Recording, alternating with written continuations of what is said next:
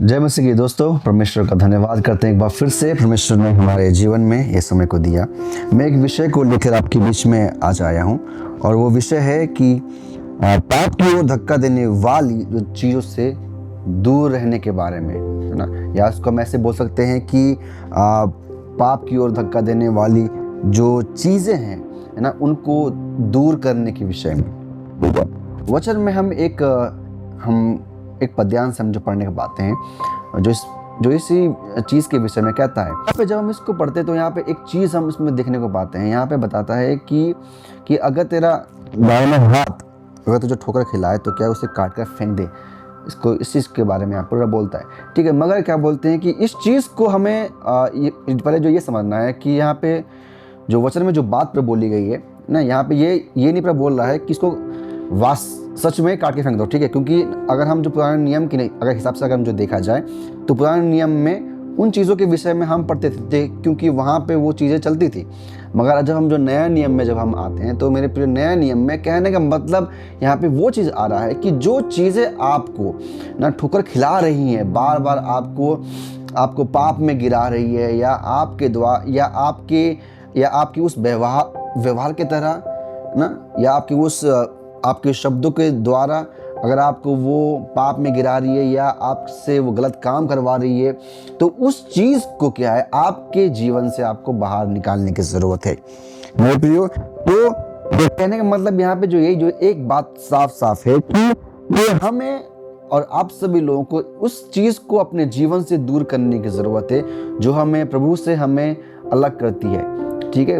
वो शायद हो सकता है आपका फ़ोन हो सकता है ना, और आपका जॉब हो सकता है ना, आपकी पढ़ाई हो सकती है। क्योंकि कई बार मैं बोल रहा हूँ कि वो चीज़ें बुरी हैं, मैं ये नहीं, क्योंकि हर एक चीज़ का होना ज़रूरी है। पढ़ाई का भी होना, पढ़ाई करना ज़रूरी है ना। और फ़ोन का इस्तेमाल बहुत ज़रूरी है क्योंकि हम लोग कांटेक्ट करते हैं ना एक दूसरे से, जब बहुत दूर होते हैं तो या कुछ ज़रूरत काम होता है तो हम उससे बात करते हैं। मगर कहने का मतलब जो ये है कि जिस चीज़ को अगर हम लोग जो लिए हुए हैं, अगर हम उसमें ज़्यादा जो समय बिता रहे हैं ना, जिस चीज़ में ज़्यादा हमको समय नहीं बिताना होता है, अगर हम उस चीज़ में ज़्यादा समय को बिता रहे हैं और वो चीज़ अगर हमें परमेश्वर से दूर कर रही है, तो मेरे प्रिय, हमें उस चीज़ को हमको त्याग देने की ज़रूरत है हमको, ठीक है। मतलब कि अगर आपको फ़ोन आपको मिला है तो आपको पूरा समय उस पर नहीं, आपको पूरा न्यौछावर करना आपको ना। जब काम हो तब उसका इस्तेमाल करिए।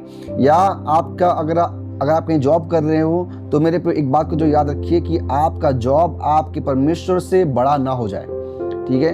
यस, जॉब करना ज़रूरी है क्योंकि आपकी उस जॉब के द्वारा आपका वो आपका घर चलता है, आपको जो तनख्वाह मिलती है, और आप उसी तनख्वाह से क्या बोलते हैं कि आप अपने आर्थिक जीवनों को आप चलाते हैं, आपका जीवन चलता है उससे।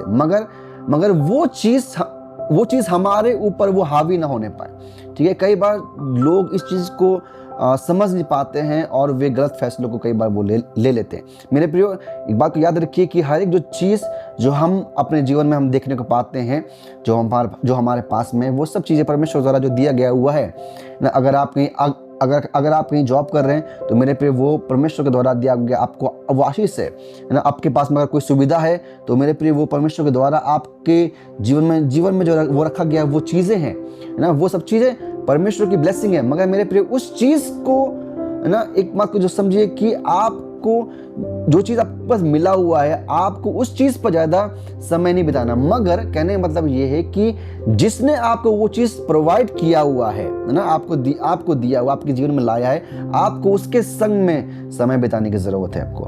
आमीन।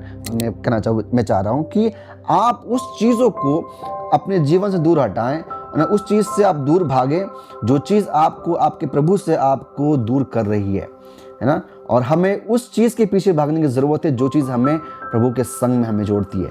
आमीन। याद रखिए कि परमेश्वर ने आपको और हमको एक पवित्र जीवन जीने के लिए हमको उसने बुलाया हुआ है। और मेरे प्रियो, ये जो निर्णय आज के समय हमको और आपको जो लेने की ज़रूरत है, उस चीज़ों में गिरना जो चाहते हैं, जो चीज़ आपको आपके प्रभु से दूर करती है, या उस चीज़ को पकड़ना जो चाहते हैं जो आपको बहुतायत से आपको आशीष आपके जीवन में जो ला सकती है, जो आपको हर एक दुख तकलीफों में आपके संग में जो रह सकता है। याद रखिए, परमेश्वर चाहता है कि हम सभी लोग अपने जीवन में हम मसीह के साथ में हम आगे बढ़ें। आमीन। और मेरे प्रिय, ये सभी बातें हमको आज के समय पे अपने जीवन में अपने मन से, अपनी दिल की गहराई से हमें इस बात पर हमको अमल करने की ज़रूरत है, जो निर्णय हमें लेने की ज़रूरत है। मेरे प्रियो, ये समय आपका हम और हमारा है।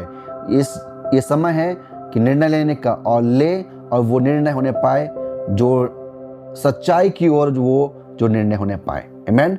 मैं विश्वास करता हूँ कि आज के समय आपको इस बात के द्वारा चीज़ें आपको समझ में आई होंगी और आप इस बात को समझ रहे हैं कि क्या चीज़ें हैं जो हमें पाप की ओर जो लेके जाती है, और वो क्या चीज़ें हैं जो हमें जीवन की ओर लेके जाती है। आमीन।